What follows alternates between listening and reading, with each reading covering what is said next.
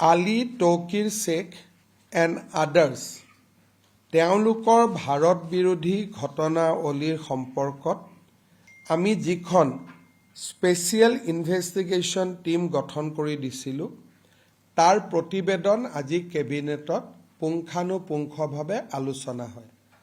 আলোচনাৰ অন্তত গোটেই বিষয়বস্তুৰ গভীৰতালৈকে লক্ষ্য কৰি গৃহ মন্ত্ৰালয়লৈকে এই গোচৰটো হস্তান্তৰ কৰাৰ সিদ্ধান্ত লোৱা হয় আৰু গৃহ মন্ত্ৰালয়ে তেওঁলোকৰ এটা ইনভেষ্টিগেটিং এজেঞ্চি NIA হওক বা আন ইনভেষ্টিগেটিং এজেঞ্চি দি ইয়াৰ পৰৱৰ্তী তদন্ত কৰক তাৰ বাবে ৰাজ্যৰ কেবিনেটে সিদ্ধান্ত গ্ৰহণ কৰে।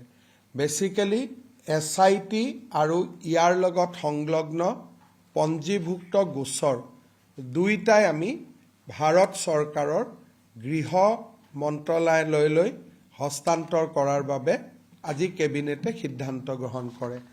পৰৱৰ্তী এই কেছটোৰ পৰৱৰ্তী যি তদন্ত সেয়া ভাৰত চৰকাৰৰ পৰ্যায়ত আৰম্ভ হ'ব বুলি কেবিনেটে বিশ্বাস কৰে। কেবিনেটে যিখিনি তথ্য গোপনীয় নহয় কেবিনেটে সেই তথ্যখিনিক লৈ অহাকালি এখন সাংবাদিক মেল অনুষ্ঠিত কৰি সংবাদ মাধ্যমক এই গোটেই ইনকুৱাৰী বা ইনভেষ্টিগেশ্যনৰ ওপৰত সদৰি কৰিবলৈ মুখ্যমন্ত্ৰীক অধিকাৰ প্ৰদান কৰে আৰু অহাকালি 10:30 বজাত আমি আপোনালোকক নিমন্ত্ৰণ জনাম আৰু প্ৰায় 1.5-2 ঘণ্টা সময় লাগিব কাৰণ ৰাষ্ট্ৰীয় সংবাদ মাধ্যমো আহিব, ইংৰাজী অসমীয়া দুইটাতে ক'ব লাগিব। 10:30 বজাত আপোনালোক আমি নিমন্ত্ৰণ কৰিছোঁ।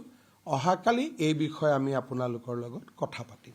খালি আজি কেবিনেটৰ যিটো সিদ্ধান্ত যে case has been transferred to ministry of home affairs for further inquiry and investigation.